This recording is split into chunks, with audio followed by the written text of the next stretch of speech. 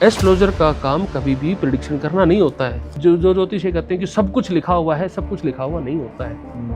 99.99 astrologer दुखी हैं, परेशान हैं, कोर्ट केसेस में हैं, इतने नग पहन के बैठे हुए हैं, गले में सब कुछ पहन, कुछ भी नहीं है, कंप्लीटली शो ऑफ होता है।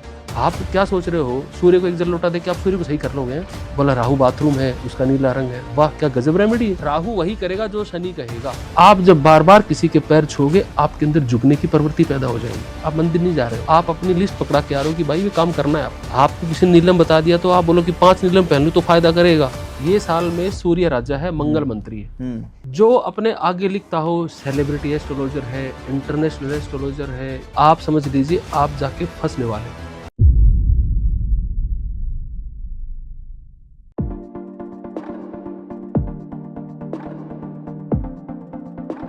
कोड़स्त पिंगलो विभु कृष्णो रौद्रो अंतको यमः सौरी शनिश्चरो मंदः पिप्लादिन संतुता ध्वजनी धामनी चैव कंकाली कलहप्रिया कलही कंटकी चापी अजा महिषी तुरंगमा।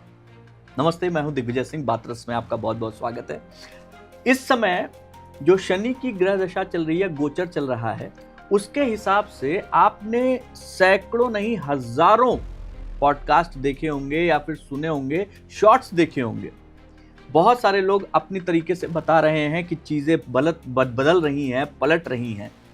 आज हमारे साथ एक और शख्सियत जुड़ी हुई है।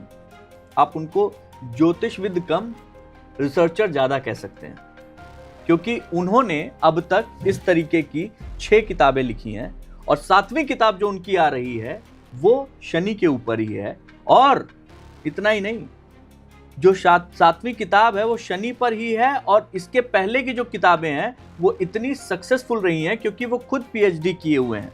किस पे? ज्योतिष में, वास्तु में। और ऐसी शख्सियत जो कई ऐसी भ्रांतियों को एक सिरे से खारिज करती है, जिसको दूसरे ज्योतिषविद बहुत अच्छा बता रहे हैं या अच्छा समझा रहे हैं। तो आज स्वागत कीजिए हमारे खास मेहमान डॉक्टर अशोक शर्मा जी का। अशोक जी, बहुत बहुत स्वागत है आपका। सबसे पहले तो आपका बहुत बहुत धन्यवाद कि आपकी वजह से, आपकी इन किताबों की वजह से लोगों को सही ज्ञान मिल रहा है, खासतौर पे वैदिक ज्ञान, खासतौर पे ज्योतिषविद का ज्ञान। सबसे पहला सवाल तो मेरा आपसे यही है कि ये जो 29 तारीख है, इसको लेके जो हवा बनाया गया है वो बड़ा खतरनाक बनाया गया है। देखो इसमें क्या है, जब भी शनि का गोचर होता है ना, शनि का ही नहीं किसी भी ग्रह का जब भी गोचर होता है, YouTube वीडियो पे आपको भरमार मिल जाएगी। आप दुनिया भर के वीडियो आपको घंटे के हिसाब से अपलोड हो रहे हैं। जब भी कोई ग्रह गोचर करेगा, अब मई में राहु हुआ था तो राहु के ऊपर वीडियो थे, अब शनि है तो शनि के ऊपर वीडियो, अब थोड़े दिन बाद फिर राहु आएगा तो राहु पे वीडियो, जुपिटर पे वीडियो। अब क्या होता है, सैटर्न और जुपिटर जो सबसे ज़्यादा टाइम लेते हैं अपने ट्रांजिशन में। सैटर्न या शनि 2.5 साल लेता है एक राशि को। अब होता क्या है, हम लोग जो चार्ट देखते हैं या कुंडली कहें, कुछ भी कहें, इसमें क्या होता है, महर्षि पराशर ने जो एक बात कही, उन्होंने जब शुरुआत में ग्रहों के बारे में कुछ बताया, उनका स्वभाव क्या है, उनकी वस्तुएं क्या हैं, तो उसके बाद जाके उन्होंने जिक्र किया वर्गों का, डिविजनल चार्ट्स का, षोडश वर्ग। उनका मतलब क्या होता है कि आप जो चार्ट देख रहे होते हो, D1 चार्ट बोलते हैं या जन्म कुंडली बोलते हैं, इस कुंडली की चीज़ें या आपके साथ जो भी लाइफ में घटना घटेगी उसका कंफर्मेशन कहाँ से आएगा। D1 में जो लिखा है उस पर आंख बंद करने का भरोसा नहीं कर सकते आप सोचो कि किसी ने बोला आपने मान लिया, बिल्कुल गलत है। महर्षि पराशर जी स्पष्ट कहते हैं, आप नवमांस को देखिए। नवमांस क्या है हम उस पर आगे बताएंगे। नवमांस को देखने के बाद आपको इवेंट कंफर्मेशन आता है। फॉर एग्जाम्पल, आपने D1 में कोई घटना देखी कि आपकी इस एज में डेथ होगी, करेक्ट, या इस पर्टिकुलर पीरियड में आपको कोई डिसीज आएगा।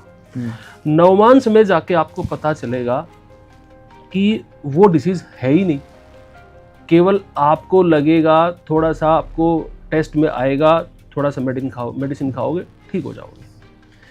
CS पटेल साहब भारतीय विद्या भवन से, जिनकी एक मतलब इंडिया की फेमस बुक है नवमांशा, उस पे उन्होंने स्पष्ट लिखा है D1 लगन कुंडली अगर आपका पेड़ है तो नवमांस उसका फ्रूट है। जो ज्योतिषी D1 को देख के ही प्रेडिक्शन कर रहा है तो उसको ज्योतिष दोबारा पढ़ने की जरूरत है या समझने की जरूरत है। बिना डिविजनल चार्ट्स के आप कोई भी चार्ट एनालिसिस नहीं कर सकते, स्पेशली नवमांस तो आपका है प्राइमरी। एक चीज ये आप एक चीज ये जो मैं आपको जब सर्च कर रहा था तो अशोक सर एक चीज मेरे सामने आई, ये चीज मैं आपके साथ आप ही ने पोस्ट किया है कि अगर इस साल शनि राशि परिवर्तन नहीं करते तो 90% ज्योतिषी इस साल फ्री बैठे रहते, उनके पास फिर डराने का कोई बहाना नहीं बचता। एग्जैक्टली यही है। नहीं तो ये क्या है, मतलब ये डरा रहे हैं ये जो है अभी देखो मैं बता रहा हूँ सच क्या है, ये सिवाय डराने के और कुछ नहीं है। देखो डॉक्टर ना आपको कोई बीमारी पैदा नहीं करेगा ना डॉक्टर, तो दवाई नहीं दे सकता, सिंपल सा है।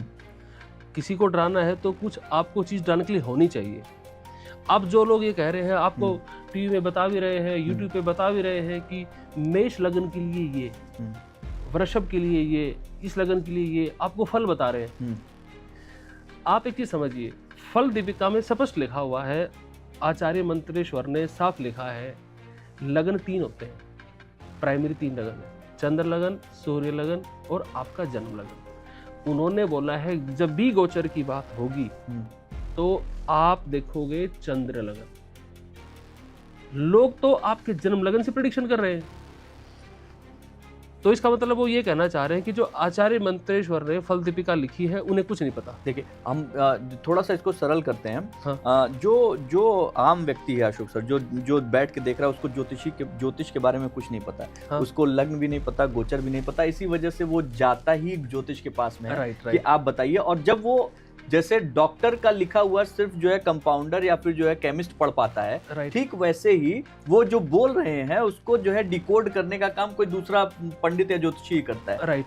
अब मैं सरल शब्दों में ये जानना चाहता हूँ कि जो 29 तारीख का हुआ है, जो 29 तारीख को लेकर इतना बड़ा जो है चीजें हो रही हैं कि 30 तारीख से नवरात्रि शुरू हो रही है, 29 तारीख को शनि जो है अपनी ग्रह वो गोचर बदल रहे हैं, जो भी चीजें हैं वो चीजें क्या एक आम व्यक्ति के ऊपर बहुत ज्यादा प्रभाव डालने वाली हैं? अगर डालने वाली हैं तो वो पॉजिटिव नेगेटिव कैसे पता चलेगा?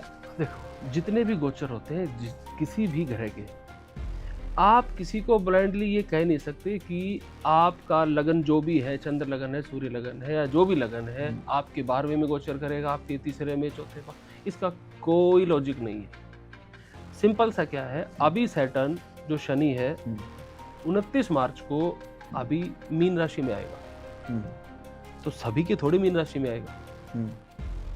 12 लगन है तो सभी लोगों को 12 कैटेगरी में डिवाइड करेंगे, वो ये कहना चाह रहे हैं। ठीक है। तो पाइसिस में जब सैटर्न आता है तो उसके फल बता रहे हैं। और वो फल को कैसे कैलकुलेट कर रहे हैं ज्योतिष, कि शनि पाइसिस में बैठा है तो अपना 3rd एस्पेक्ट वो देगा टॉरस राशि पर, और जो 10th एस्पेक्ट है, क्योंकि शनि के 2 स्पेशल दृष्टियां होती हैं, 3 और 10, तो 10वीं जो दृष्टि है वो आपकी आएगी 9th हाउस पर। अब हो क्या रहा है, शनि की दृष्टियों के बारे में एस्ट्रोलॉजर क्या इंटरप्रेट करते हैं कि शनि 3रा देख रहा है ना तो नेगेटिव करेगा, 10वां कर रहा है तो नेगेटिव करेगा। इवन आधे तो ये तक नहीं बताते कि ये एस्पेक्ट कैसे काम करते हैं, ये दृष्टियां काम कैसे करती हैं। आप एक चीज समझिए, पहली बात तो ये कि ये तरीका ही देखने का गलत है कि आपने सीधा देखा शनि आपके पाइसिस में आ गया, आपने प्रेडिक्शन कर दिया, आपने नवमांस नहीं देखा, एक्चुअल फल कैसे मिलेगा उसका। फॉर एग्जाम्पल किसी का अब पाइसिस में शनि आया, पाइसिस किसी भी इंसान का क्या होता है, मीन राशि, मीन राशि में शनि जहां पर भी आपके आएगा, मान लो आपकी कुंडली में 12 नंबर जहां पर भी लिखा है वहां पर शनि आएगा, तो 12 नंबर में जब शनि आएगा तो आपको सीधा प्रेडिक्शन नहीं देनी है, वो प्रेडिक्शन रॉन्ग होगी। और चेक करने का तरीका मैं बता रहा हूँ। जो लोग ये कह रहे हैं, जो हर बार वीडियो बनाते हैं गोचर के ऊपर, उनके पुराने वीडियो देख लो कितनी बातें सही हुई है, वो सही नहीं होती है। उसका चेक करने का तरीका ये है, हर कुंडली की प्लैनेटरी पोजीशन डिफरेंट है, तो जहां पर भी जिस भी इंसान के कुंडली में मीन राशि है, 12 नंबर जहां पर है वहां पर शनि आएगा, तो आप ये देखिए कि 12 नंबर जो राशि है उसका लॉर्ड बृहस्पति है, उसे हम कहते हैं हाउस लॉर्ड, या आप ये कह सकते हो, हिंदी में कह सकते हैं वेश। वेश का मतलब खर्च करने वाला, हाउस, उसका स्वामी कौन है? तो जो लॉर्ड ऑफ 12th हाउस है या पाइसिस का लॉर्ड जुपिटर है। बृहस्पति उस इंसान की नवमांश कुंडली में जहां गया है वो उस हाउस से रिलेटेड रिजल्ट देगा। अब फॉर एग्जाम्पल आपके चौथे घर में मीन राशि आ गई, आपको ज्योतिष ये बता रहा होगा कि अब आपकी मानसिक शांति भंग हो जाएगी, आपकी मदर बीमार हो जाएगी, आपकी प्रॉपर्टी के डिस्प्यूट हो जाएंगे, आप घर से दूर जा सकते हो, आप आइसोलेशन में जा सकते हो, आप डिप्रेशन में जा सकते हो। ऐसा नहीं होगा। नवमांश में यही बृहस्पति अगर एक्सॉल्टेड पोजीशन में है और शनि किसी दूसरी राशि में है, तो जिन लोगों को कुंडली दिखाने के लिए जाना है, या मतलब कोई दिखाते हैं या बताते हैं, एग्जैक्टली, तो उनको जाके वहाँ पे एस्ट्रोलॉजर से क्या पूछना चाहिए, क्या बताना चाहिए, क्या जो है उनसे? आपको पहली तो चीज़ ये है कि आपको कोई भी वीडियो देख के आपको बिल्कुल भी उसको काटा मार दो। हाँ, राय नहीं बनानी है, कोई राय नहीं बनानी है, बहुत बिल्कुल कोई राय नहीं बनानी। उसको आप ये मानो कि आपने सुना ही नहीं था वीडियो। ठीक है, वो जो बता रहे हैं वो कुछ भी नहीं होने वाला है। ठीक है। आपको अपने चार्ट में जानना है तो आप ज्योतिष के पास जाइए और उसे बताइए कि मेरे चार्ट में शनि की क्या पोजीशन है। अब फॉर एग्जांपल आप गए जो किसी भी ज्योतिष के पास गए, शनि का गोचर तो बता दिया, आपको शनि की महादशा चल रही कि नहीं चल रही? अभी हो सकता है आपको बुध की चल रही हो, लेकिन हमको तो कुछ पता ही नहीं। आपको तो पता ही नहीं है, ज्योतिष ही बताएगा ना। आपको दशा किसकी चल रही है। और फिर एक चीज बताइए, शनि 9 ग्रह है, शनि अकेला ग्रह है, 8 ग्रह है, तो आप ये कहना चाह रहे हो कि अब शनि तय करेगा, बाकी 8 ग्रह अब चुपचाप बैठ जाएंगे, वो कोई काम नहीं करेंगे। अब लोग तो, अब मैं टीवी पे देख रहा हूँ, लोग क्या कर रहे हैं, राहु 12th में, पाइसिस में राहु ऑलरेडी बैठा हुआ है और वहीं पर शनि चला गया, वो तो राहु के भी इंडिपेंडेंट फल बता रहे हैं। अब राहु के इंडिपेंडेंट फल नहीं होंगे। पराशर जी ने कहा है, शनिवत राहु कुजवत केतु, जैसा शनि वैसा राहु। राहु कंप्लीटली सरेंडर कर देगा, राहु वही करेगा जो शनि कहेगा। तो ये 29 तारीख को जो परिवर्तन होने जा रहा है या हो रहा है, इसका जो है आम लोगों के, आम जनजीवन, कोई एक ऐसा व्यक्ति जो ईश्वर में विश्वास रखता है, चीजें करता है, वो नहीं जाना चाहता किसी के पास में। राइट, किसी के पास नहीं जाना, वो कुंडली भी नहीं दिखाना चाहता, कहीं जाना भी नहीं चाहता। ऐसे लोगों को जो भी परिवर्तन हो रहा है, मुझे नहीं पता क्योंकि मैं ज्योतिष नहीं जानता हूँ, लेकिन जो भी परिवर्तन हो रहा है, उस परिवर्तन का उस पर सकारात्मक असर पड़े, उसके लिए वो क्या करे? उस पर शनि सकारात्मक असर ही डालेगा पाइसिस में, सभी पर। हाँ, वो प्राइम फेस या शुरू में क्या लगता है आदमी को कि शनि ट्रबल दे रहा है, लेकिन एक्चुअल में शनि जो है वो कर्मा करेक्ट करता है। आप जब कुछ गलत करते हो ना तो आपको डांटता है तो ऐसा लगता है कि यार ये मेरा दुश्मन है, लेकिन वो आपको सही कर रहा होता है। सैटर्न का काम ये है। तो सैटर्न जब पाइसिस में आ रहा है तो क्या है, पाइसिस का मतलब मीन राशि 12वां घर है कालपुरुष की कुंडली में। 12वां घर का मतलब होता है खर्चा, इन्वेस्टमेंट, हॉस्पिटलाइजेशन, जेल, डिफेमेशन, विदेश यात्राएं, ये 12वें घर के कारक है। मेडिटेशन, ध्यान। अब आपको जो देखो मंडेन लेवल पे, मतलब क्या यूनिवर्स में क्या होगा, गोचर का ये फर्क पड़ता है शनि का और बृहस्पति का, कि यूनिवर्स में क्या एनर्जी है वो चेंज होने वाली है। अब शनि जब मीन में आ रहा है तो वो ये, अब देखना लोगों का स्पिरिचुअलिटी में फोकस बढ़ेगा। लोग नदियों पहाड़ों में, क्योंकि वाटरी साइन है वो, तो नदियों पहाड़ों की तरफ जाएंगे, लोग पहाड़ियों में जाएंगे, लोग तीर्थ यात्राएं करेंगे लोग। और इस पीरियड में, इस 2.5 साल में लोगों को ये रियलाइज होगा कि यार हम जो कर रहे हैं लाइफ में, इतनी भागदौड़ी कर रहे हैं, लोग चीटिंग कर रहे हैं, गलत कर रहे हैं, किसी को परेशान कर रहे हैं, उन्हें सेल्फ रियलाइजेशन होगा। ये मतलब ये जो बदलाव हो रहा है 2.5 साल के लिए हो रहा है। 2.5 साल के लिए हो रहा है। चलिए, ये एक बहुत अच्छी बात जो है, एक राशि में 2.5 साल रहेगा। हाँ, डॉक्टर अशोक ने एक बहुत अच्छी बात बता दी कि 2.5 साल का खेल है, 2.5 साल के लिए बदलाव हो रहा है। आपने कर्मा की बात की, आपकी एक कर्मिक जर्नी इन एस्ट्रोलॉजी में, मैं इसमें एक चीज पढ़ी मैंने, मैं चाहता हूं कि उस पर थोड़ी सी चर्चा हो जाए कि your present is the result of your past, just this is the Karma theory. आपका वर्तमान आपके अतीत का परिणाम है, बस यही कर्म का सिद्धांत है। हाँ। ये मेरा ख्याल है इस बुक का जिस्ट है जो आपने पहले ही लाइन पे लिख दिया है। हाँ। तो इस वाक्य पे आप कितना मायने रखते हैं और ये क्या एस्ट्रोलॉजी को ना, हाँ, हमें इस ढंग से ही देखना होता है। अच्छा, एस्ट्रोलॉजर का काम कभी भी प्रेडिक्शन करना नहीं होता है। अरे ये तो बड़ी- भविष्यवाणियां करना काम नहीं होता एस्ट्रोलॉजर का। तो बहुत बड़ी आपने बात है। देखा पहले क्या होते, पहले हमारे जो ऋषि थे, भृगु ऋषि थे, प्राश्य ऋषि थे, जैमिनी थे, कश्यप थे, गर्ग थे, जो भी थे। आप आज तो सब कुछ टेक्नोलॉजी हो गई, आपके पास सोशल मीडिया है, सब कुछ है। एस्ट्रोलॉजर खुद आके से आके आपको बोलता है कि आओ मेरे से कुछ पूछो, फिर मेरे को इतनी फीस दो। पहले ऋषि किसी घर जाते थे, नहीं जाते थे, बिल्कुल भी नहीं जाते थे। वो तो अपने राजा आप से- है तो भी उनके पास जाएगा। ठीक बात है। और दूसरी चीज, वो बात स्पष्ट नहीं बताते थे, आपको कोड वर्ड में बोल देते थे। हाँ ठीक है, ठीक है। स्पष्ट क्यों नहीं बताते? उन्हें पता नहीं था, पता था लेकिन बताना नहीं है। क्यों नहीं बताना? आप जब यहाँ पे पैदा हुए हो, अपने प्रारब्ध के साथ पैदा हुए हो। प्रारब्ध क्या होता है आपका? कर्मा 3 तरह के हैं, संचित, प्रारब्ध और क्रियमाण। संचित, प्रारब्ध और क्रियमाण। मैं बताता हूँ। अच्छा। संचित वो होता है आपकी सोल ने, आपकी आत्मा ने अब तक जितने कर्म किए हैं, वो सारा का सारा डेटा जो रखा हुआ है, वो संचित कर्म है। ओके। प्रारब्ध क्या होता है? प्रारब्ध होता है कि इस लाइफ में आप आए हो ना, उस डेटा में से आपको कुछ डेटा निकाल के दिया गया, वो इस लाइफ में आपको डिटेन करना है। ओके। वो प्रारब्ध है। तो हम बात बात में कहते हैं ना कि भाग्य में लिखा है, इसकी डेस्टिनी में लिखा है, तो डेस्टिनी भाग्य प्रारब्ध होता है। तो प्रारब्ध में आपको कर्मा मिले हैं। एक होता है क्रियमाण, उसमें क्या होता है? फ्री विल होती है। तो लोग कहते हैं ना कि सब कुछ ही कर्मा है, तो फिर हम क्या करेंगे? जो ज्योतिष कहते हैं कि सब कुछ लिखा हुआ है, सब कुछ लिखा हुआ नहीं होता है। फ्री विल होती है। क्रियमाण कर्म फ्री विल है। क्रियमाण कर्म होता है जो आप अभी कर रहे हो। आप ये पॉडकास्ट शूट कर रहे हो, अब पानी पी रहे हो, अब आप जाओगे, ये सब चीजें आपके कंट्रोल में है। प्रारब्ध ये है कि आज आपको, मान लो आपको दिल्ली से चंडीगढ़ जाना है, तो ये प्रारब्ध है।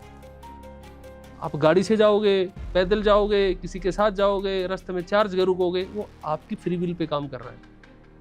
ओह अच्छा। और आज जो क्रियमाण आप करोगे, अभी जो कर्म आप डिसाइड करोगे, यही जाके आपके संचित में ऐड हो जाएगा।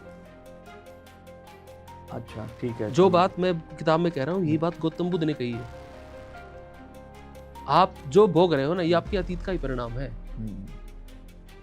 आपने बुद्ध की कहानी सुनी? उसके चेहरे पे एक आदमी थूकता है, बार बार थूकता है, बुद्ध पोंछ लेते हैं, फिर थूकता है, फिर पोंछ लेते हैं। तो बुद्ध हंसकर क्या कहते हैं, जब उसके जो आनंद थे चचेरे भाई, हाँ, तो उन्होंने पूछा कि आप ऐसा क्यों कर रहे हो, बार बार आप कुछ नहीं कर रहे? तो बोले, मैंने भी कभी इसके चेहरे पे थूका होगा। वो कर्मा की बात भले ना करे, लेकिन ये कह रहे हैं कभी ना कभी मैंने इसके चेहरे पे थूका होगा, उसका फल भोग रहा हूं मैं।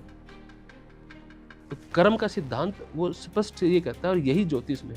अब ज्योतिष में एस्ट्रोलॉजर का काम ये है कि वो आपकी कुंडली को देखे, वो आपकी सोल जर्नी, आपकी जो आत्मा है ना, उसका क्या पर्पज है, वो यहाँ क्यों आई है, उसे क्या कर्म पूरे करने हैं, क्या ऋण लेके आई है, किन लोगों के साथ क्या इंटरेक्शन होना है, किस तरह लोगों को डील करना है, और फाइनल उसको लिबरेशन किस तरह मिलता है। जेमिनी सूत्रम जो है, जो लोग जेमिनी एस्ट्रोलॉजी करते हैं, एक पराशरी है, एक जेमिनी है। ऐसे तो लाल किताब भी है, बहुत सी चीजें हैं। हाँ, भृगुनंदी नाड़ी भी है। लेकिन जेमिनी जो है, जेमिनी हर एक के लिए नहीं है। जेमिनी हमेशा एडवांस स्टूडेंट का टॉपिक है या सब्जेक्ट है, क्योंकि वो बात करता है 100 लेवल जर्नी। वेस्टर्न वर्ल्ड में हम लोग इसे क्या बोलते हैं? इवोल्यूशनल एस्ट्रोलॉजी। इवोल्यूशनल मतलब विकास की जो ये है, आपकी सोल को एक विकास की तरह देखना है कि आपकी सोल क्या इस लाइफ में लेसन सीखती है, अपने आप को कितना करेक्ट करती है, अपने आप को कितना इम्प्रूव करती है, ये दिखाता है। जैसे आत्मकार का बोला, अब जो लोग प्रेडिक्शन कर रहे हैं ना शनि गोचर पे, मैं एक चीज बताता हूँ। किसी का शनि पाइसिस में गया और मैं कह रहा हूँ शनि नेगेटिव है, सिंपल प्रेडिक्शन क्या आएगी? शनि बुरे फल देगा। बोला तीसरी दृष्टि किस पे डाल रहा है? बोला टॉरस राशि पे डाल रहा है। बोला इनकम कम हो जाएगी, फैमिली में डिस्प्यूट आ जाएगा, चीज़ों में इनकम सोर्स है उनमें थोड़ा डिले होने लगेगा। या वो ये कह सकता है कि इसके भाग्य में रुकावटें आएंगी, इसके काम बिगड़ने लगेंगे। लेकिन एक चीज़ बताइए, पराशर जी ने अष्टक वर्ग बोला, अगर अष्टक वर्ग के पॉइंट 12th हाउस में अच्छे हैं तो इसका मतलब ये हुआ या तो फिर अष्टक वर्ग गलत है। अष्टक वर्ग में 0.5 है, 8 नंबर से 8 नंबर होते हैं टोटल, तो 5 से ऊपर होना चाहिए, 4 से ऊपर होना चाहिए। किसी के 7 नंबर है तो इसका मतलब ये है वो हाउस तो अच्छा है, सैटर्न वहां पे क्या देगा? तो ये आपस में कॉन्ट्राडिक्टरी हो गया। चलो इसको मान लेते हैं, केपी वाला है, केपी एस्ट्रोलॉजी कर रहा है, वो आके क्या बोलेगा, भाई शनि मान लो आपके 2 हाउस का लॉर्ड है, मान लो मेष लगन की कुंडली है तो 10 और 11 का लॉर्ड है और बैठा है चौथे घर में, तो केपी वाला क्या लिखेगा, ये शनि आपको 3 घर के रिजल्ट देगा जी, 10 के, 11 के, 4 के।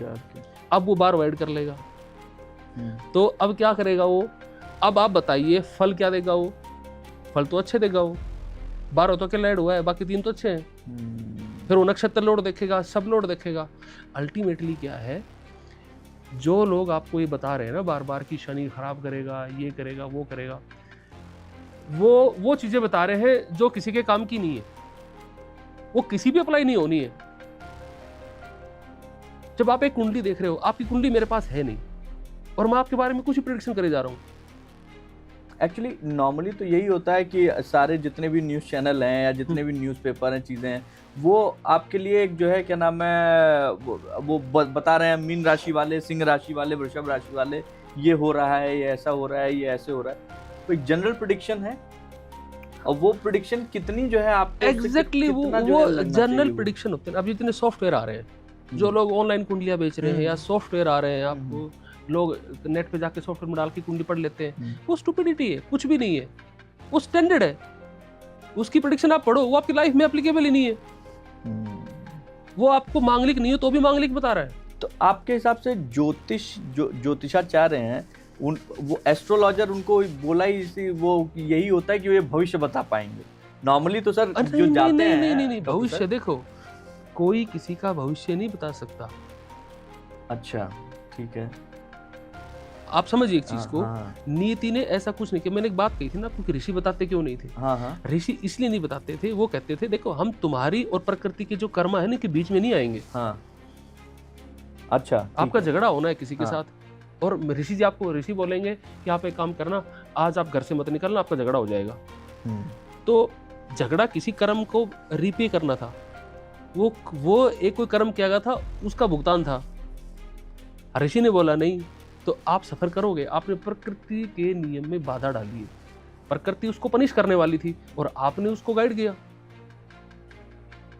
तो जितने आपको सबसे बड़ी बात बताऊं, जितने एस्ट्रोलॉजर बता रहे हैं ना आपको, ये जो बड़े बड़े उपाय बताते हैं, ये कर लो वो कर लो, सिंपल सा एक तरीका है। 99.99 एस्ट्रोलॉजर दुखी हैं, परेशान हैं, कोर्ट केसेस में हैं, बीमारियों में हैं, डिस्प्यूट में फंसे हुए हैं, उनके साथ इतनी प्रॉब्लम्स हैं, इतने नग पहन के बैठे हुए हैं, गले में सब कुछ पहन, कुछ भी नहीं है, कंप्लीटली शॉप होता है, कुछ भी नहीं है। मैं बता रहा हूँ, मैंने पहले भी बोला था ये चीज, मैं कुछ नहीं पहनता। जो मेरे को जानते हैं उन्हें पता है, मैं कभी कुछ नहीं पहनता, और पहनने के लिए कहते भी नहीं। मैं रेमेडी पर कभी नेक्स्ट पॉडकास्ट दूंगा मैं, रेमेडीज का ट्रूथ क्या है। तो ये जो अब शनि गोचर करेगा, तो शनि की जो दृष्टि है, अब 3 दृष्टियां शनि की मानी जाती हैं। 7th दृष्टि है वो सभी की कॉमन है, ठीक है। 3 ग्रह हैं जिनकी स्पेशल एस्पेक्ट होते हैं, विशेष दृष्टियां होती हैं, बृहस्पति, मंगल और शनि। शनि की तीसरी दृष्टि क्या करती है, शनि की जहां भी तीसरी दृष्टि पड़ेगी उस एरिया में आपको हद से ज्यादा मेहनत करना पड़ेगा, अपने आप को झोंकना पड़ेगा आपको, तब आपको रिजल्ट आएगा, आप चाहो या ना चाहो। फॉर एग्जाम्पल आपका मेष लगन है और मान लो शनि आपके मेष लगन में बैठा हुआ, लगन में तीसरे पे दृष्टि डाल रहे हैं, आपको आपकी जॉब ऐसी रहेगी, आप सेल्स मार्केटिंग में या लोकल में घूमते रहोगे बाइक पे, आप गर्मी में सर्दी में घूमते रहोगे, आप सोचोगे ना नहीं मैं बैठ जाता हूँ, आप बैठ नहीं पाओगे, आप रोओगे, फिर भी आप काम करोगे, करना पड़ेगा आपको। ये शनि की 3rd एस्पेक्ट है। 7th एस्पेक्ट ज्यादा दिक्कत नहीं देता। 7th एस्पेक्ट शनि का क्या करता है, आपके ही किए हुए पाप कर्म को आपके सामने ला देता है। उदाहरण के लिए अब किसी का पाइसिस लगन है, ठीक है, या मान लो मेष लगन लगा लो, सिंपल समझने के लिए पाइसिस है, शनि अपनी 7वीं दृष्टि डालेगा छठे घर पे। तो ये आदमी पता क्या करेगा, ये आदमी जॉब तो करेगा लेकिन जॉब के अंदर ये शॉर्टकट मारेगा, ये कोई अनएथिकल चीज करेगा और ये चीज उसको रियलाइज हो जाएगी। फॉर एग्जाम्पल उसने बोला मैं बॉस को बोला कि मैं मीटिंग में जा रहा हूँ, और भाई साहब घर जाके सो गए, घर जाके सो गए। अब बॉस को पता चल जाएगा, पहले पता नहीं चला था, अब पता चल जाएगा। आपका किया हुआ ही पाप कर्म आपके सामने आ जाएगा, आपको रियलाइज हो जाएगा। जो पूर्व जन्म की चीजें होती हैं, क्या वो भी जो है, जो आप पूर्व जन्म में विश्वास करते हैं वो चीजें हैं? ज्योतिष और सनातन हाँ। का फाउंडेशन यही है, पूर्व जन्म। अगर पूर्व जन्म में आपका भरोसा नहीं है तो आप ज्योतिष और सनातन सब कुछ छोड़ के भूल जाइए, यही उसका कोर है, यही उसका डीएनए है। ठीक है, तो उसमें जो कुछ भी है वो चीज, जैसे आपकी कुंडली बनती है, वो चीज उसकी शुरुआत वहां से खत्म होकर जो शुरुआत होती है वो है हम लोग, वो चीजें हैं। एग्जैक्टली। देखो कुंडली क्या है, पहले कुंडली को समझो। हाँ। शनि को तो बाद में समझना। हाँ। कुंडली क्या होती है? हाँ। आप जब भी आप इस जन्म में जी रहे हो, ठीक है, तो जो अभी आपके दिमाग में जो विचार है, आपका जो बिहेवियरल पैटर्न है, आप किस तरह व्यवहार करते हैं, किस तरह बोलते हैं, आपने लाइफ में क्या एक्सपीरियंसेस लिए हैं, जब आपका डेथ होगा तो आपकी जो मनोदशा होगी डेथ के टाइम, आप बीमारी से गए, आप एक्सीडेंट में गए, आप सोते सोते चले गए, जो लास्ट मोमेंट पे आपकी मनोदशा है, जो स्टेट ऑफ कॉन्शियसनेस है, तो वो जब आपका डेथ होगा तो ऐसा नहीं होता कि आपकी, जो लोग कहते हैं ना कि आपका डेथ हुआ तो आपको तुरंत नया बर्थ मिल गया, नहीं। सोल की अपनी क्वालिटी होती है, उसके हिसाब से हो सकता है सोल को 4 महीने लगे, 6 महीने लगे, साल, 10 साल, 100 साल, 200 साल, 500 साल, जब तक उसको उसकी क्वालिटी का गर्भ उपलब्ध नहीं होगा उस सोल को, तब तक वो प्रकट नहीं हो पाएगी। तो वो क्वालिटी का मैं मतलब ओशो का एग्जांपल देता हूँ। हाँ। मैं मृत्यु सिखाता हूँ, ओशो ने क्या लिखा है। हाँ। हिटलर का एग्जांपल दिया उन्होंने। हाँ। और एक ले लो स्वामी विवेकानंद का। ठीक है। हिटलर ने कितने अत्याचार किए हैं, कितना लोगों का खून बहाया, कितने पाप कर्म किए। ठीक है। आपको लगता है कि वो तुरंत मर गया और तुरंत किसी सामान्य घर में चला गया? नहीं, वो सोल अभी नहीं आ सकती।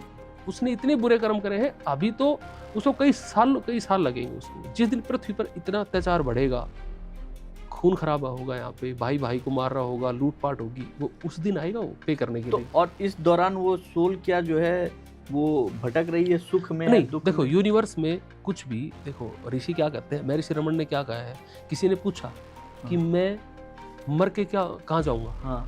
ठीक है। या उनसे पूछा कि आप मरने के बाद कहाँ जाओगे, ठीक है। तो उन्होंने कहा कहीं नहीं, यहीं रहूंगा। हाँ। कोई कहीं नहीं जाता। गौतम बुद्ध ने ये बात क्या कही, गौतम बुद्ध ने इसी बात को क्या कहा, उन्होंने निर्वाण कहा है। निर्वाण शब्द का प्रयोग, निर्वाण शब्द का मतलब क्या है, दिए का बुझ जाना। हाँ। यही बात गौतम बुद्ध से पूछी थी, गौतम बुद्ध ने भी यही कहा था, दिया भूसी कहाँ जाता है, बोला इस ब्रह्मांड में, अनंत ब्रह्मांड में मिल जाएगा वो। आप जो कोई क्वांटम फिजिक्स पढ़ता है ना, वो बताएगा कि क्या है, 5 एलिमेंट जब इकट्ठे होंगे तब आपकी आत्मा प्रकट होती है। ठीक बात है। सांख्य दर्शन में इसी को आप ले लो, पुरुष और प्रकृति। प्रकृति और पुरुष है ना, जब मिलते हैं तब मनुष्य पैदा होता है, तब आपकी आत्मा अपने आप को अभिव्यक्त करती है। जब आपके अंदर प्रकृति की मात्रा बढ़ती जाती है तब आप शरीर में कन्वर्ट होकर प्रकट हो जाते हो। जब आपके अंदर जो पुरुष है, पुरुष का मतलब जो चेतन तत्व है, चेतना है, आत्मन है, जब पुरुष की मात्रा बढ़ती है आपके अंदर, तब आप डिजोल्व हो जाते हैं यूनिवर्स में। तो जाता कहीं कोई नहीं है, और तब आपका कर्म पीछा नहीं छोड़ता। आपकी सोल अगर इमीडिएट जन्म ले रही है, पितर कौन है फिर किसको श्राद्ध कर रहे हो? वही पूछने का तो यही जो है, क्या नाम है, वो था कि अगर जैसे कुछ आत्माएं मान लीजिए 6 महीने बाद जन्म लेती हैं। हाँ। डॉक्टर साहब, अशोक साहब, ये जो 6 महीने बाद जन्म लेती हैं, उसके बावजूद हम लोग जो पितृदान करते हैं या पितृपक्ष आता है, वो तो चलता रहता है। ऐसा हम लगभग 3 पीढ़ियों तक करते हैं हम लोग। अच्छा। तो हम ऐसा अज्यूम करते हैं, हो सकता है कि भाई कुछ ज्ञात कर्म थे, कुछ अज्ञात कर्म थे। अच्छा। जिनकी वजह से हो सकता है सोल कहीं अटक गई हो, उसकी मुक्ति नहीं हुई हो, वो किसी दूसरी योनि में चली गई हो। मतलब जैसे भूत पिशाच हो गए जो भटक रही है, अभी अधूरी इच्छाओं के साथ सोल अभी तृप्त नहीं हुई है, भटक रही है और वो कोई मार्ग खोज रही है। तो हम उसे श्राद्ध करते हैं ताकि उसका रास्ता मिल जाए, उसे मुक्ति मिल जाए। अगर वो जन्म तुरंत ही जन्म मिलता है तो फिर तो एक कंसेप्ट खत्म हो जाएगा पितर वाला। हाँ, ठीक बात है। तो इसलिए हम लोग ये करते हैं ताकि सोल को गाइड मिले। कोई तरीका ये भी है पता करने का कि हमारे सोल जितने भी हैं उनको जो है मुक्ति मिल गई है, अब वो? हाँ, देखो हम ज्योतिष में कुंडली में देखते हैं पितृदोष। हाँ। पितृदोष देखने का ना, अब तो क्या है, ज्योतिषों के पास ना क्या हो रखा है, 4-5 चीज़ें उन्होंने पकड़ रखी है, ठीक है। वो उनको चार्ट में दिख जाए, उसके बाद सारा ठीकरा वहाँ फोड़ा जाएगा, बाकी प्रिडिक्शन नहीं कर पाएंगे वो। उन्हें एक दिख गया मांगलिक दोष, तो आप कुछ भी पूछोगे ना तो बोलेंगे, आपने बोला नौकरी में दिक्कत, बोला मांगलिक दोष है ना, शादी नहीं हो रही मांगलिक दोष है ना, बच्चे नहीं हो रहे मांगलिक दोष है, पैसे नहीं आ रहे मांगलिक दोष है, ऐसे ही कालसर्प दोष है। वो हर चीज को फिर उससे जोड़ देंगे। फिर आपको एग्जांपल देंगे, कालसर्प सचिन के में भी था। सचिन देखो, फिर बोलेंगे सबका अच्छा नहीं होता, सबको बुरा भी नहीं होता, सचिन को देखो, लेकिन वो ये नहीं बताएगा कि सचिन वाले कालसर्प योग में इस कालसर्प में क्या फर्क था।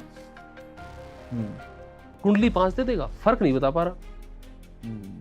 आप समझो, कालसर्प दोष रहता है ऐसे, उसे ये नहीं पता कि ये अमृत योग है, ये सर्प दोष है, ये कालसर्प दोष है। कालसर्प दोष कहीं क्लास 6 में नहीं है। अच्छा, कभी देंगे पॉडकास्ट पे, पूरा पॉडकास्ट देंगे, अच्छा, विद रेफरेंस देंगे क्लासिकल का, कोई नहीं है। और ना ही मांगलिक दोष है। मांगलिक दोष शब्द तक नहीं है कहीं पर भी, किसी भी क्लास 6 में। और ये मेरा वीडियो देख रहे हैं, कोई भी ज्योतिष अपने आप को बड़ा मानता है, कमेंट बॉक्स में श्लोक डाल दे। चैलेंज करता हूँ, एक नहीं डालेगा श्लोक, और डालेगा तो किसके डालेगा, जो 17वीं 18वीं शताब्दी के बाद के जो आचार्य हैं उन्होंने डालना शुरू किया है कालसर्प दोष और मांगलिक दोष। खास करके आप देखोगे 19वीं शताब्दी में ये चीज़ें शुरू हुई हैं। उससे पहले कि किसी भी क्लासिकल ग्रंथ में, चाहे फलदीपिका ले लो, पराशर जी का ले लो, बीपीएचएस ले लो, भरत संहिता ले लो, भरत जातक ले लो आचार्य वरामीर की, आप चाहे व्रत यवन जातक ले लो, उत्तर काल अमृत, पूर्व काल अमृत, जो आपको लगता है, या सारावली ले लो, जो किताब है ला के दिखा दे, कोई कहीं नहीं है।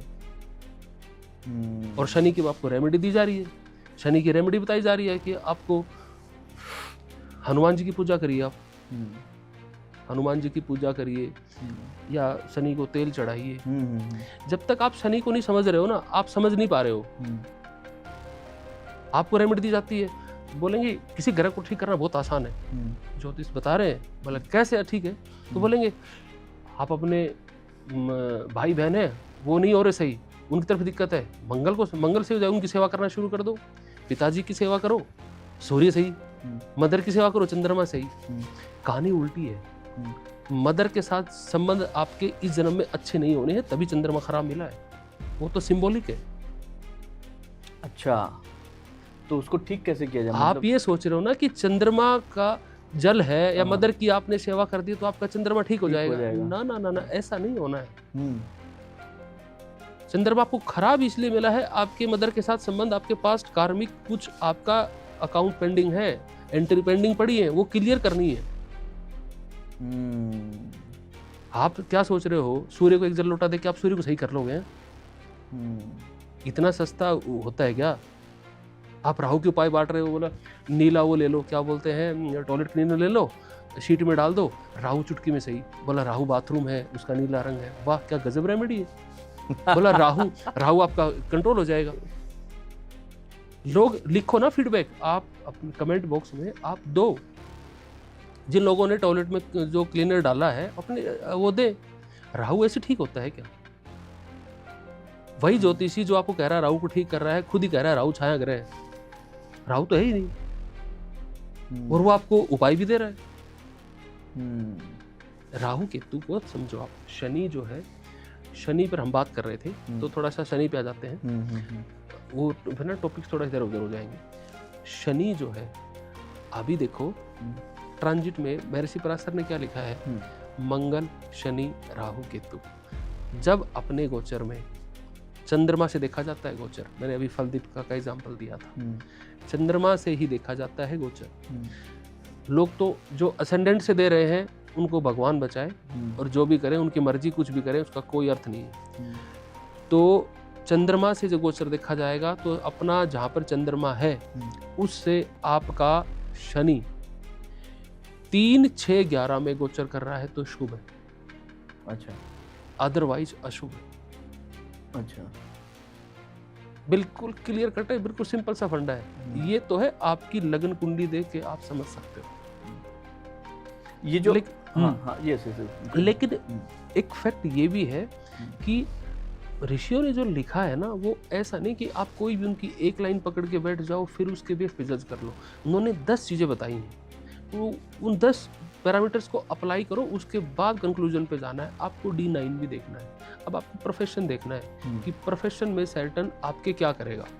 ठीक है, तो आप 29 मार्च की कुंडली बनाओ। आपके जब दिमाग में प्रश्न आए उसी टाइम उस डेट की कुंडली बनाओ आप। ठीक है। और फिर आप D10 चार्ट में जाओ, आपका कैरियर आपको पता चल जाएगा क्लियर कि कैरियर का डायरेक्शन क्या रहने वाला है। बहुत अच्छी बात बताई आपने। ये बेसिकली मैं कह सकता हूँ इस पॉडकास्ट का जिस्ट होगा। आपने एक किताब भी लिखी है अशोक सर कि सक्सेसफुल करियर थ्रू एस्ट्रोलॉजी। हाँ, कि एस्ट्रोलॉजी, मैं ये जानना चाहता हूँ कि आपकी जो नई किताब आने वाली है अप्रैल में शनि के ऊपर, उसके बारे में थोड़ा सा मैं जानना चाहूँगा, क्योंकि शनि की बातचीत चल रही है। उससे रीडर्स को क्या मिलने वाला है? देखो, सैटर्न को लेकर जो दिमाग में परसेप्शन ये है कि सैटर्न बहुत बुरा प्लैनेट है। पहले सैटर्न की स्टोरी को समझो, फिर एस्ट्रोलॉजी में समस्या क्या है। एस्ट्रोलॉजर जो बैठते हैं ना, ये खाली एस्ट्रोलॉजी पढ़ते हैं और वो भी 2-3 महीने, और फिर उसके बाद एस्ट्रोलॉजर बन जाते हैं, फिर वो पढ़ाने भी लग जाते हैं। बड़ी कमाल की बात तो ये है, एस्ट्रोलॉजी से पहले आपको बहुत कुछ पढ़ना होता है। आपको पहले उपनिषद पुराण पढ़ने होते हैं, आपको फिलॉसफी जो है, भारतीय दर्शन जो है, वो पढ़ना जरूरी है। आपने सब सारी पढ़ी है? पढ़ना तब तो लिखा है बुक, तभी लिख पाए हैं। लिखा है, ये बात मैं हमेशा कहता हूँ। आपकी जो PhD हुई है वो किस चीज़? मेडिकल एस्ट्रोलॉजी में। मेडिकल एस्ट्रोलॉजी में। हाँ, तो अभी ये जो चीज़ें कर रहे हैं ना, अब क्या है, विजडम, ये विजडम का खेल है, ये डिवाइन नॉलेज है। अब कई लोग कहते हैं ना कि तो विज्ञान है, हाँ, इसको बोलते हैं कि साइंस है। हाँ हाँ, भाई ये साइंस नहीं है, मैं पहले बता रहा हूँ। पंडित संजय रात, ज्योतिष की दुनिया में एक ऐसा नाम जो बच्चा बच्चा जानता है, पंडित संजय रात। उनका एक एक वर्ड मतलब बहुत लोग बड़ी श्रद्धा से सुनते हैं। उन्होंने क्या कहा, बोला ज्ञान शब्द है ना, ज्ञान सर्वोपरि शब्द है, सबसे ऊपर दर्जे का है। उससे नीचे का शब्द क्या है? विज्ञान। जिसके नीचे वी लग गया वो नीचे आ जाता है हिंदी में, उससे निचली श्रेणी का है। ये डिवाइन नॉलेज है, ये विजडम पे काम करेगी। आप किसी भी इवेंट से क्या सीखते हो, क्या समझते हो, ये आपकी विजडम पर डिपेंड है। साइंस से कैलकुलेट नहीं करोगे। साइंस तब तक पढ़ रही थी जब तक कि एस्ट्रोनॉमी थी। अभी एस्ट्रोलॉजी है। एस्ट्रोलॉजी विजडम पे बेस्ड है, एस्ट्रोनॉमी है वो कंप्लीटली फिजिक्स है। तो जब आप शनि की बात कर रहे हो कि शनि, देखो शनि को पहले उसकी मैथोलॉजिकल स्टोरी को समझो। क्या स्टोरी है शनि की? देखो शनि का क्या है, उसी से आपको मैं बताऊंगा कि स्टोरी से कैसे इवेंट निकालते हैं। ठीक है। शनि है, सूर्य के पुत्र है, सूर्य की पत्नी संज्ञा। तो संज्ञा क्या है, सूर्य का तेज बर्दाश्त नहीं कर पाती थी सामने आने से। ठीक है। तो उसने क्या किया, संज्ञा ने अपना एक रूप बनाया छाया, और खुद ध्यान करने चली गई। अच्छा, ठीक है। अब संज्ञा से जो पुत्र हुए थे ना, वो 3 पुत्र हुए थे। अच्छा। वैवस्वत, मनु, यमराज और यमुना। अच्छा, ठीक। अब छाया जो थी ना, छाया तो एग्जिस्ट करती नहीं कहीं भी। तो उसने क्या किया, उसने भी तपस्या करी। अच्छा, ठीक है। ठीक है। और छाया को जब बनाया संज्ञा ने, तो ये बोला कि मेरी एब्सेंस में तू रहेगी, पहचान नहीं पाएंगे सूर्य। ठीक है। आप दोनों मिलके रहो, ये पहचान नहीं पाएंगे। मैं तो इनका तेज बर्दाश्त कर नहीं सकती। तो जब उनके 3 पुत्र होले, तो वो तो चली गई ध्यान करने। इधर छाया भी अब धीरे धीरे क्या है, ये तीनों पुत्र संज्ञा के थे? हाँ, यमराज, वैवस्वत, मनु और यमुना।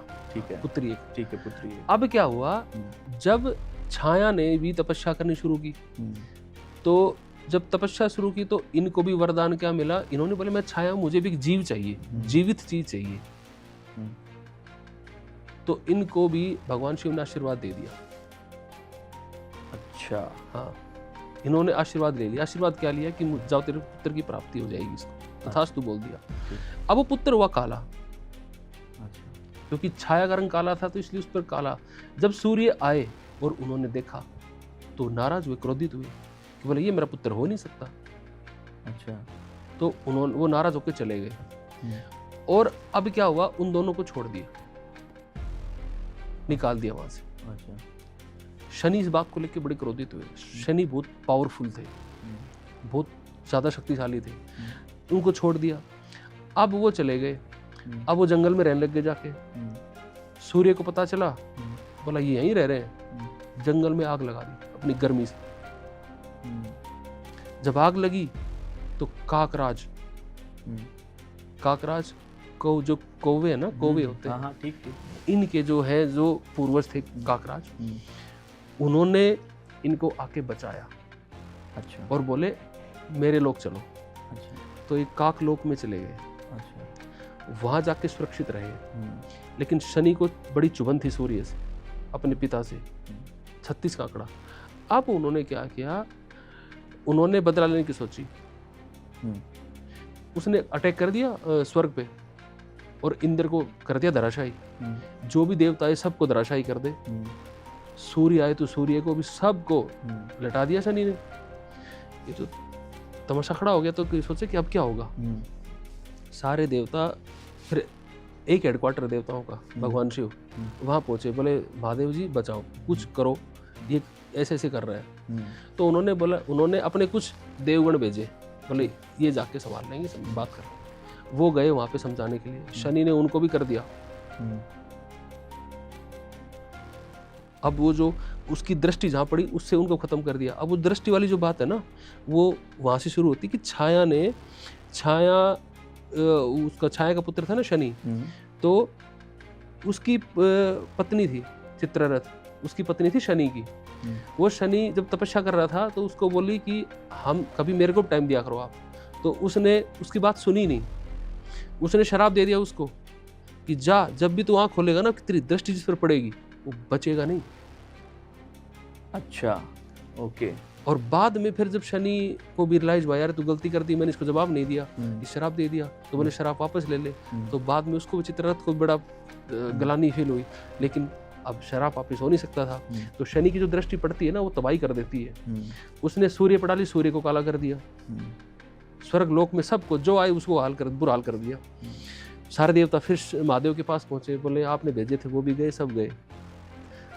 तब महादेव बोले अब चलते हैं। महादेव जी वहां पे गए। शनि को अहंकार था कि भाई मैं ही हूं, देवताओं को भी कर दिया, सबको, मैं नहीं छोड़ने वाला किसी को। लेकिन जैसे उसने अपनी नजर डाली, महादेव ने त्रिनेत्र थोड़ा सा खोला और भाई साहब बुरी तरह जाके जख्मी हो गए। और जाके अरुणाचल को, मतलब मध्य प्रदेश में मुरैना कोई जगह है, वहां जाके वो गिरे। वहां उस जगह पे जाके वो गिरे और पेड़ पे जाके ऐसे लटक, ऐसे पड़े। और पेड़ किसका? पीपल का पेड़। और इतने थक गए, बुरी तरह टूट गए। उसको सोचा कि बस यही है। फिर उसको पता चला भगवान शिव है, उसने माफ़ी मांगी। भगवान शिव ने उसको वरदान दिया। फिर उसने उसी दिन भगवान शिव को अपना गुरु मान लिया।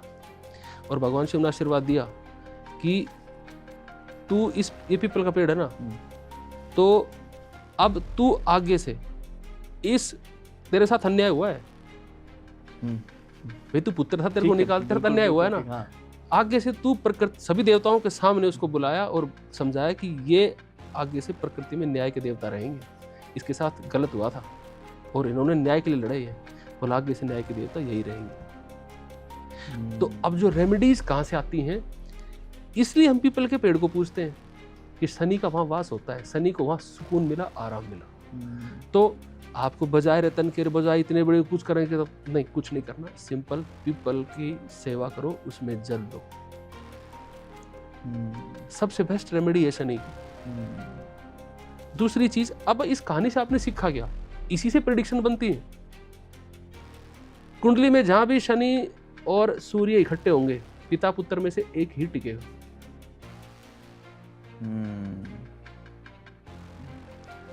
शनि की दृष्टि जहां भी पड़ेगी, तीसरी दृष्टि कुंडली में, उस हाउस में शनि आपका अहंकार तोड़ेगा। सूर्य अहंकार है और शनि ने कसम खा रखी अहंकार तोड़ना है। फॉर एग्जाम्पल, आपका 8वें में शनि है, तीसरी दृष्टि 10वें घर में जा रही है प्रोफेशन में, आपको बॉस ऐसा मिलेगा, आपकी रोज फजीयत होगी, रोज इंसल्ट होगी, आपको लगेगा नौकरी तो कर ही नहीं सकता मैं, मेरे लेवल का तो कुछ भी नहीं है यहाँ।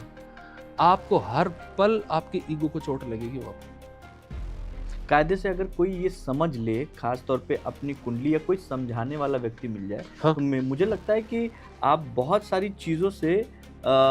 चीज़ों को जान सकते हैं। जान सकते हैं। और अगर आप जान जाएंगे तो उस हिसाब से अपने आप को अपने आप को ठीक कर सकते अपने हैं, आप को करेक्ट कर सकते हैं करेक्ट हम कर लोग, सकते हाँ। हैं। लेकिन होता क्या है, जानकारी जो है आपको जो मिलती है, जो जो जानकारी लेने का तरीका जो जो कहते हैं व्हाट्सएप यूनिवर्सिटी से मिल रही है, वो जानकारियां कई बार बड़ी घातक सिद्ध हो रही हैं।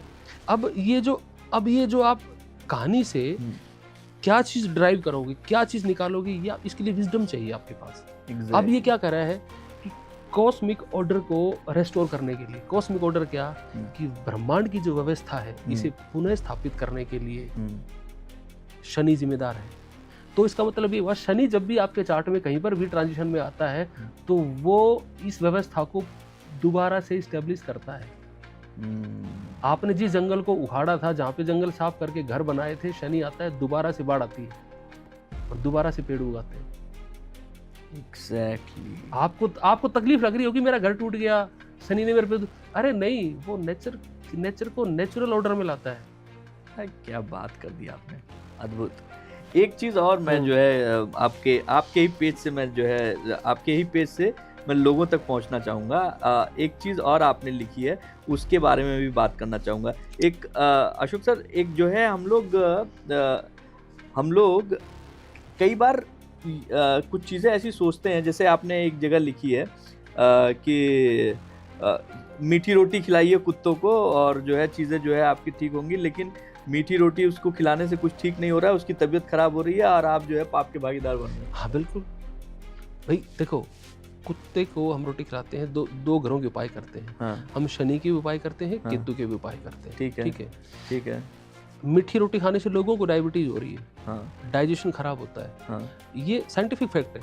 हाँ। अब आप कुत्तों को खिला रहे हो, हाँ। तो आप तो सोच रहे हो मैंने बहुत बड़ा काम कर दिया। हाँ। आपने कोई दान पुण्य नहीं किया है, कोई उसको भोजन नहीं दिया है, आपने एक स्वार्थ तरीके से दिया है।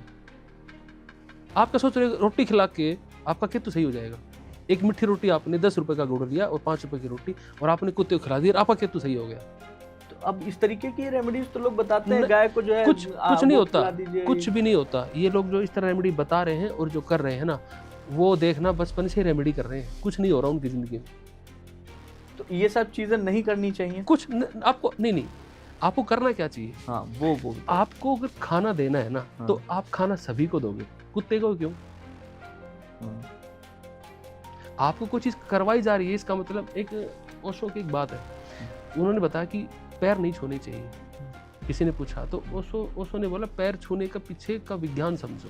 वो विज्ञान ये है कि आप जब बार बार किसी के पैर छूओगे, आपके अंदर झुकने की प्रवृत्ति पैदा हो जाएगी, और कोई आदमी झुक के खुश नहीं है। तो जब किसी को भी खाना खिलाओगे, आप कबूतर को भी खाना खिला दो, गाय को भी खिला दो, जो पशु आए उसको खिला दो।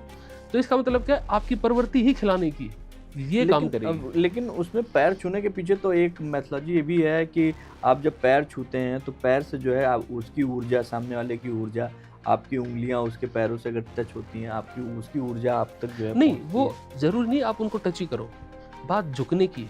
अच्छा, बात झुकने की। तो आप जो डोनेशंस कर रहे हो, तो फूड आप जो भी दे रहे हो, तो फूड दे रहे हो, आप अपनी स्वेच्छा दे रहे हो, आपकी प्रवृत्ति है भाई, आपको दान करने की प्रवृत्ति है आप में, आपको आत्मसंतुष्टि मिलती है, ये कर्मा है, ये कर्मा बिल्ड होगा। आप ये सोच रहे हो कि कुत्ते को 2 मीठी रोटी खिला के मेरा प्रमोशन हो जाएगा, तो आप भ्रम में हैं। कुत्ता भी मरेगा और तुम भी मरोगे, प्रमोशन नहीं होना, कुत्ता भी मरेगा, आप भी मरोगे। भगवान को लोग बेवकूफ समझते हैं कि आप सोचते हो ना कि 2 आलू गाय को खिला दिए और लॉटरी लग गई। ऐसे थोड़ी होता है, प्रकृति ऐसे काम थोड़ी करती है। यानी कि आपका जो कर्म है वो आपकी कुंडली पे कहीं ना कहीं हमेशा हावी रहेगा। कर्म हावी रहेगा, और कर्म सहज होना चाहिए, नेचुरल होना चाहिए। अब आपको मैंने बोला आप मंदिर जाया करो जी, आपको आज से पहले तो कोई मंदिर देखा नहीं, अब आप सुबह शाम मंदिर आ रहे हो, तो इसका मतलब क्या है? इसका मतलब ये है कि आपको किसी ने बता दिया गया है कि मंदिर जाने से कोई ना कोई आपको काम अटका हुआ है।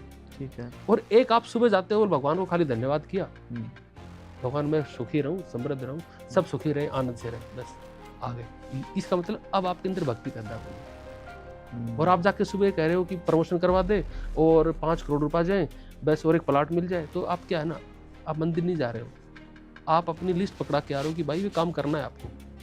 भक्ति नहीं है, भक्ति वो है कि आप जा रहे हो, आपके पास पर्पज नहीं है, सेल्फलेस सर्विस। सूर्य कुंडली में आपका आत्मा है, सूर्य जहां भी आपके चार्ट में होगा, रेमेडी है सूर्य की, आपको सूर्य नेगेटिव रिजल्ट दे रहा है तो लोग कह रहे हैं ना कि पिता की सेवा करो, उससे नहीं होना है। सूर्य खराब ना हो तो पिता की सेवा नहीं करोगे आप। वो तो करनी ही है, वो तो आपकी ड्यूटी है। हाँ, वो आपको होना चाहिए। मदर की सेवा करनी है, भाई के साथ अच्छे संबंध रखने हैं, बहन के साथ अच्छे से रहना है, ये तो आप इंसान हो उसके नाते नेचुरल है। ठीक बात है। सन का रेमेडी ये है चार्ट में, जहां पर भी आपकी कुंडली में सूर्य है और आपको अगर नेगेटिव रिजल्ट दे रहा है तो आपको क्या करना है, सूर्य से सीखना क्या है, सेल्फलेस सर्विस करनी है, निस्वार्थ सेवा करनी है। निस्वार्थ सूर्य क्या है, सबको धूप दे रहा है, वो कभी नहीं कहता कि ये गरीब है, अमीर है, छोटा बड़ा है, नहीं, वो बोला सब लोग, पूरी प्रकृति का पोषण कर देता है बिना भेदभाव के। तो जो सूर्य जहाँ भी होता है उस घर में आपको बड़ा बड़ा दिल रखना है। भाई है तो भाई के लिए कर दिया कुछ, किसी को बताना नहीं, कर दिया तेरे लिए जा, बहन है तो बहन के लिए कर दिया, ये है। चौथे घर का सूर्य जब आता है ना, लोग इसको नेगेटिव बोल देते हैं, चौथे घर का सूर्य यही करता है, वो आदमी घर में फैमिली में फादर फिगर बन जाता है। कोई भी काम होगा वो आगे आके बोलेगा मैं कर देता हूँ। आपकी फैमिली में पता है, आपकी वाइफ कहती है आप अपने भाई से बात नहीं करोगे, लेकिन चौथे घर का सूर्य है ना आपका, आप पता क्या करोगे, भाई को चुपचाप पैसे दोगे, बोले ले और जिक्र मत करो किसी। एग्जैक्टली कई लोग ये चीज तो हमने जब तक आप सेल्फलेस सर्विस करोगे ना, जिस हाउस में आपका सूर्य है वहां पे आपको झुकना पड़ेगा। तो आपका जो पास्ट कर्मा है ना, वो आपका 12th हाउस पास्ट कर्मा है, 5th हाउस पास्ट कर्मा है, 9th हाउस पास्ट कर्मा है। तो अब आप देखो, आप पास्ट कर्मा को नहीं समझ रहे ना, जब तक आप ट्रीटमेंट नहीं कर सकते। तो रेमेडी आपके ना जनरल रेमेडी दे रहे हो सबको, सूर्य को जल चढ़ाए जाओ, सूर्य को जल चढ़ाए जाओ। कुंडली में सूर्य अच्छा है तो जल चढ़ाओ या ना चढ़ाओ, वो रिजल्ट उतना ही देगा। आपको किसी ने नीलम बता दिया तो आप बोलो कि 5 नीलम पहन लूं तो फायदा करेगा, नहीं। शनि का रोल आपकी लाइफ में अगर 10% है तो 10% ही मिलेगा। आप सोचो कि 90% दे लो, नहीं मिलने वाला। तो ये एक अच्छा पॉइंट आपने उठाया। तो ये जो अंगूठी पहनते हैं लोग, माला पहनते हैं और अलग अलग चीजें धारण करा देते हैं, इसका क्या प्रभाव क्या है आपके हिसाब से? ऐसा नहीं कि प्रभाव नहीं होते, इनके प्रभाव होते हैं। अच्छा, लेकिन क्या है, आपको कोई एक बड़ी ट्रबल है तो मैं आपको क्या करूँगा, आपके पास मंदिर जाने का टाइम नहीं है, आप बिजी रहते हो, समय का थोड़ा कम है, तो मैं क्या करूँगा, नॉर्मली आपको आप बोलोगे जी मंदिर जा सकता हूँ, तो मैं आपको कोई स्पेसिफिक एक जेम स्टोन दे दूँगा, आप पहन लो, ठीक है। लेकिन मेरे नीयत में ये आ गया ना कि इसको यार 1 ले रहा तो 2 भी दे दूँ, 3 भी दे दूँ। ठीक बात है। आदमी तो तब फिर आपने गलत ट्रैक पे आ गए, तब आप सफर करोगे, तब एस्ट्रोलॉजर सफर करेगा इससे। अच्छा, आपने एक चीज इसमें आपके उसमें मैंने एक चीज देखी है, ये भी आपने बड़े उस पे लिखा है कि शनिदेव ज्योतिषियों से बहुत नाराज चल रहे हैं क्योंकि उन्होंने आजकल शनिदेव की छवि बहुत खराब कर रखी है 2025 में। शनिदेव जी छोड़ेंगे नहीं इनको। एग्जैक्टली आप देखो ना, इतने वीडियो आ गए हैं यूट्यूब के ऊपर शनि ट्रांजिट को लेके, शनि ये कर देगा, शनि वो कर देगा।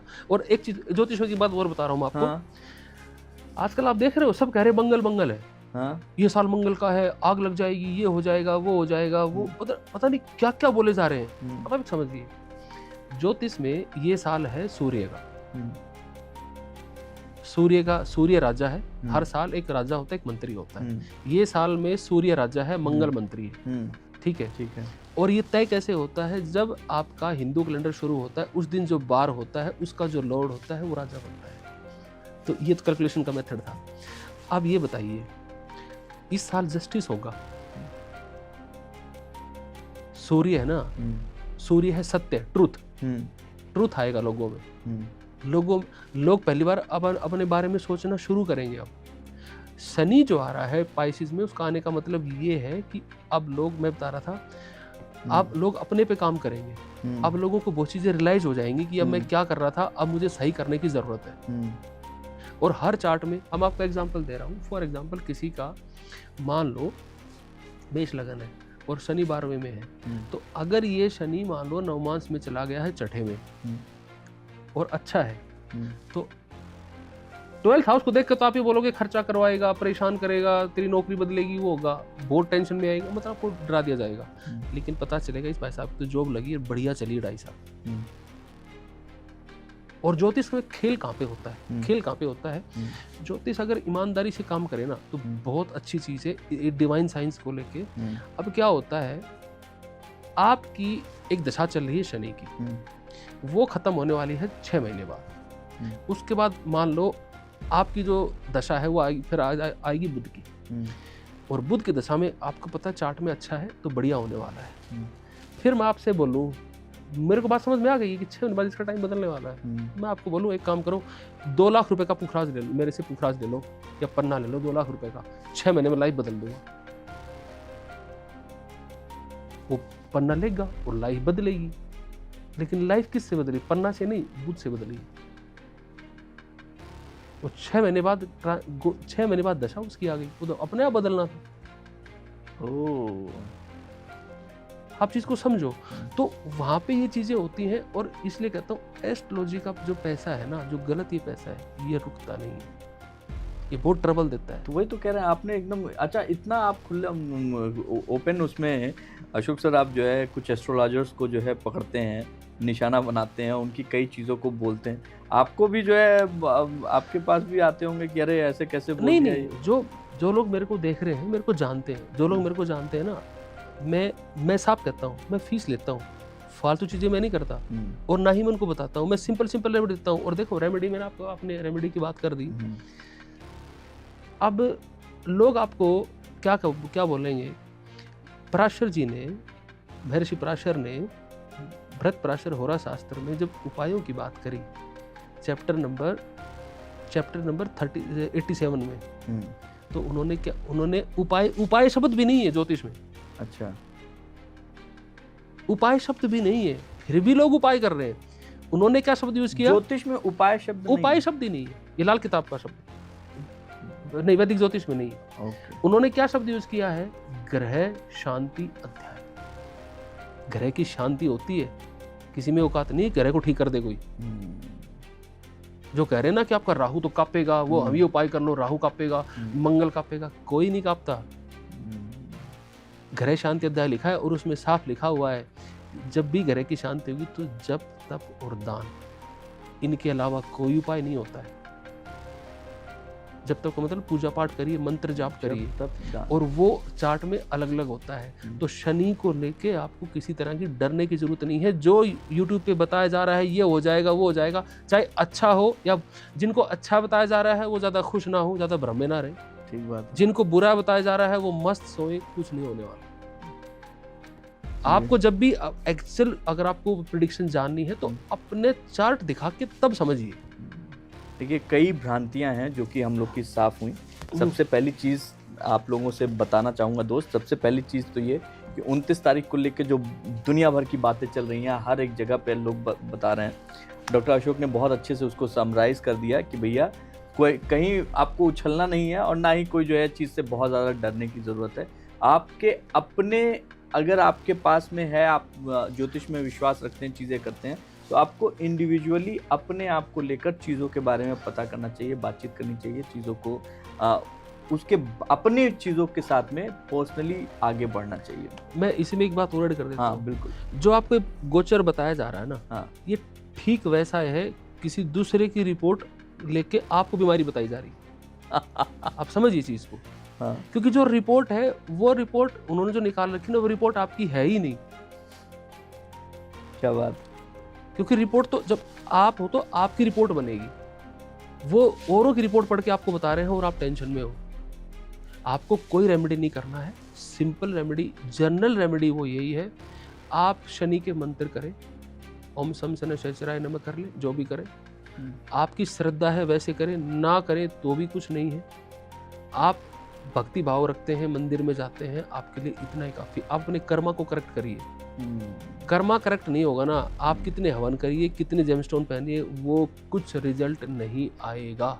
आपने देखा है बड़े बड़े लोग जो पैसे वाले हैं, जो कोई बदमाश है, कुछ है, वो कहीं नहीं जाते, कहीं नहीं जाते, उनको कहीं नहीं, मंदिरों में तो दूर दूर तक नहीं पाओगे उनको, और ठाठ करते हैं।